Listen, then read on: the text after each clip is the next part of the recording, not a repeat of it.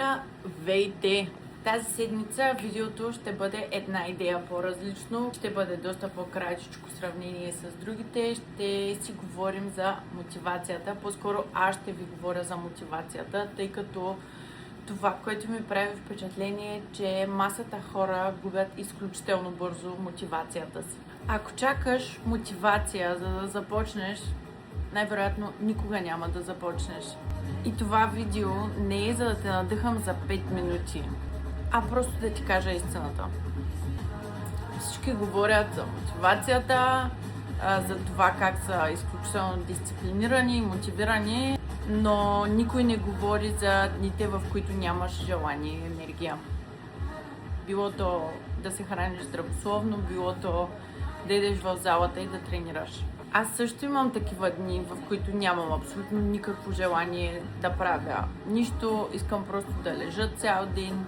Всъщност, ако чаках мотивацията да ме бута, нямаше да вървя по пътя, по който съм тръгнала сега. Мотивацията не идва преди действието, всъщност тя идва по време на действието. Много често ми се случва да нямам желание да тренирам, влизам в залата убита буквално на 0% и след първото упражнение ми идва и силата. Реално, ако трябва да съм честна, в дните, в които нямам мотивация, правя едни от най-силните ми тренировки. Мотивацията не идва преди действието, тя идва по време на действието. Не ти трябва перфектния план, за да стартираш от понеделник. Не чакай понеделниците. Това е другия проблем. Хората често чакат понеделник, чакат нова година, чакат нов месец, за да започнат нещо ново, за да поставят едни здравословни основи. Хайде, нека така дори да го кажа. Най-добрият избор, който можеш да направиш е направи си една рутина. Аз пиша изключително много. При мен всичко върви по план. Всеки ден имам и дневен план. Разписвам си план, всичко ми върви по този въпросния план. Пробвай да си разписваш дневен план. Примерно, сега ще покажа пример. Днес е 23.01.2026. На мен ми помагаше в началото, когато се учих, когато си създавах тези здравословни навици, ми помагаше при правенето на дневен план да си пиша и една мисъл от книгата, която чета. Може да си напишете и някакъв цитат, който ви харесва. Идеята е всеки ден да бъде нещо различно. За 23.01. ще напиша... Не забравяй. Защо? Започна. Така. Това е едно припомняне от мен за мен. Всяка сутрин в рутината какво правя? Пиша си старт в 4 часа, тъй като аз ставам в 4 часа всяка сутрин. Първото нещо, което правя е разтягане, коремен вакуум,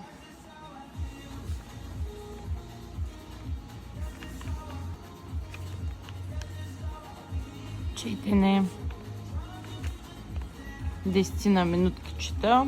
Това е преди да започна да си ровя в телефона. Това е задължително. Препоръчвам ви книги. Със сигурност първата книга, която ви препоръчвам за личностно развитие, ако до сега не сте я чели, е Атомни навици. Това е книгата, която е базова, тя е задължителна. Тук ви показвам още 3 книги. Тази е леко нахапана от Куки.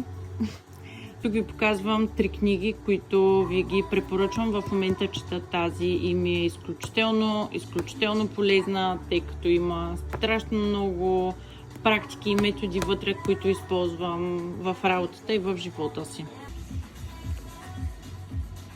Тренировка. Аз, тъй като се готвя за състезание кардио, имам 5 дни в седмицата кардио. Тук си пиша една друга графа, неща, които са важни. И доста често забравям. витамини.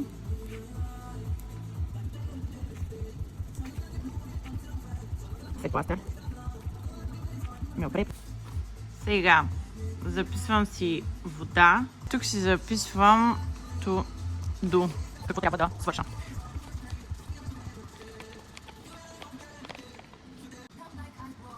Записвам си какви тренировки с кой имам. От 11 до 5 съм в офиса. Така ми изглежда дневния план, с който примерен дневен план функционирам изключително добре. Това е просто, ако при вас действа този начин на работа, правете го. И да, напълно нормално е в началото да започнете да си правите някакъв план, нещата да не ви се получават по този план. Абсолютно нормално е. Това не означава, че си мързалива, това не означава, че не можеш, това не означава, че си слаба или слаб. Извинявам се, че на моменти говоря в женски род само. Не означава, че си слаб човек. Това означава, че си просто едно нормално същество. И ако гледаш това видео сега, в момента, значи вътре в теб има още нещо, което не се е отказало. Така че продължавай. Ето това е твоя знак да продължиш и да не се отказваш. Всъщност аз се отказвах изключително много пъти. Започвах, тренирам, отказвах се, тренирах 2 дни, после цял месец не се вясвах в залата, тренирах се от вкъщи, започвах да се храня здравословно 3 дни, после останалите 4 дни ядях каквото ми дойде. Всеки започва от някъде. Не можеш да се сравняваш с някой друг. Темпото на всеки е различно. Както ти, ако не си започна, ако сега те първа започваш да тренираш и виждаш снимка на някой в Инстаграм или в Фейсбук, няма никакво значение, и си казваш, аз искам да изглеждам така, обаче аз съм дебела, аз съм разпута, това е най-лошото нещо. Не се сравнявай с никой. Всеки си има неговото темпо, всеки тръгва от някъде. И да, началото е трудно. Да, ще се отказваш. Нормално е. Това са напълно нормални неща. Започни още днес. Не дей да отлагаш за понеделник. Започни днес, сега. Вместо да се скролваш на телефона в къщи, проучи фитнесите в твоя град. Проучи колко струват месечните карти. Купи си ново екипче. Обикновено нас, жените, това ни мотивира изключително много да имаме ново екип. Когато си купя ново екипче, съм много по-уверена в залата, отколкото когато съм с нещо старо. Обличи се хубаво. Наконти се, ако трябва дори за залата, повярвай ми, това нещо работи при нас, жените работи. Не чакай мотивация, създай си я. Ето това е примера да си създадеш мотивация. И повярвай ми, един ден ще си благодариш, че си започнала точно сега. Аз започнах на 26 да тренирам от вкъщи, на 28 започнах да тренирам в зала. И в момента съм на 30 и си благодаря, че започнах по-добре късно, отколкото никога. Това видео го заснемам за всеки един, който се чувства уморен, но не е готов да се откаже. Ако имаш нужда дори от напомняне защо започна, ето това е твоя знак. Припомни си защо започна. Не на празно. И това беше реално и днешният цитат. Не забравяй защо започна. Припомняйте си винаги защо сте започнали. В началото всеки си поставя една цел. Да кажем, целта може да е да изглеждате по-добре за бала. Или целта може да е да изглеждате по-добре в точно онази рокля, която стои от 2 години в гардероба. Искам да ви кажа, че аз започнах, в интерес на истината, аз започнах да тренирам толкова усилено в залата, точно заради една рокля. Купих си роклята по погрешка, като тази рокля беше с 2 размера по-малка от това, което носих тогава. Само, че си казах, че аз тази рокля ще я облека един летен ден и ще слезна с нея на плажа. Така, тази рокля все още не съм я обличала, не съм я показвала. Откакто съм започнала да тренирам реално от 2024 края, тази рокля я местя за... Имам 2 премествания. Един път в моя апартамент и един път в апартамента на приятелят ми. Тази рокля я премествам за 2-ри път тук. И това лято съм си поставила за цел точно тази въпросна рокля да я облека. Поставете си просто някаква, ако сега започвате, поставете си просто някаква цел. Примерно лятото да облека еди кое си и горната ми част да изглежда по еди какъв си начин. Просто така ще бъдете доста по-целеустремени. Естествено, не си поставяйте цел с някой, който е преди започнал да тренира още като дете, ако вие сега започвате, защото по този начин психически просто може да си навредите. Да се препушвате и да изпушите накрая. Сега, ако сте прекалено начинаещи, бонус няколко минутки от мен ще са с хранене. Ще ви дам идея за едно дневно меню, което, разбира се, може да варира с различен тип въглехидрат, различен тип месо. Хубаво е, когато започнете да тренирате, да имате и някакъв конкретен план за хранене, защото, за съжаление, само с тренировки не се получава. Само с диета също не се получава. Ще ви дам едно балансирано меню. Закуска. Показвам тук, но ето тук ще сложа и снимка на закуската, какво съдържа. Палачинки. Кой не обича палачинки за закуска? Тези палачинки може да си ги приготвите с едно яйце, 100 грама скир или нискомаслен котиш, зависи което ви харесва повече, малко подсладител, 30-40 грама смелен овес. Забърквате всичко, слагате малко баклавер, оставате да подпухне и правите ето така кръгли палачинки. Добавяте си около 10 грама фъстъчено масло, за да може да има и полезни мазнини. Реално от фъстъченото масло и от жълтъка ще си набавите тези полезни мазнини. За обяд това е единия вариант. Всъщност варианта, който ще ви покажа е този. Може да си го направите с, при мен е кайма, броколи и картофи. Естествено, каймата може да си я приготвите като кюфтенца, като наденички, няма абсолютно никакво значение. Може както аз съм си я направила, по този начин също. 120-140 грама, това са около 2 кюфтенца, 2 кюфтенца телешка кайма. Това говоря само с готвено състояние.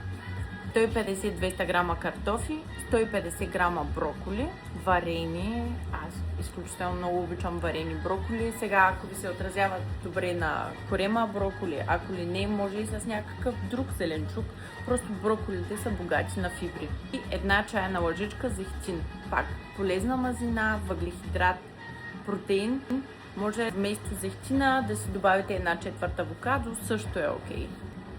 Имате комбинация в този обяд, имате комбинация на протеин, въглехидрат, мазнини, ще бъдете сити, няма да ви е тежко. Идея за снак, тук е направено по-скоро като обяд, но вие може да си го направите и като снак.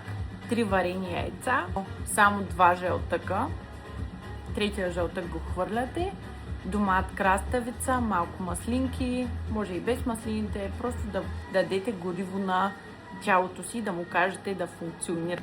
Пожелание тук, ако изпитвате силен глад, може да добавите примерно плъшка шунка, гледайте съдържанието отзад на храната, макросите, много е важно, гледайте захарта, избягвайте продукти, които имат прекалено много захар в тях. Тук за вечеря сега ще ви дам 2 варианта. Единия вариант е ако сте тренирали и другия вариант е ако не сте тренирали. Ако не сте тренирали, сьомга с зелена салата, краставица. Аз ще вкусявам салатата, не слагам мазнина, вкусявам салатата само с балсамико. Другия вариант е ако сте имали тренировка, ако сте започнали да тренирате, означава, че е хубаво да дадете и въглехидрат на тялото си. Другия вариант е сьомга, тук има няколко скариди, картофки и някакви свежи зеленчуци. В моя случай са пак броколи. Да кажем 120 грама сьомга, 100 грама картофи и 50 грама броколи. Това може да ви е вечерята. Всъщност може да си направите и 50 грама зелена салата. Няма да ви е тежко. Много е важно да се храните. Това е нещото, което винаги ще казвам. Важно е да се храните поне 2 часа преди да си легнете. Да, Петък сутринта аз завършвам това видео.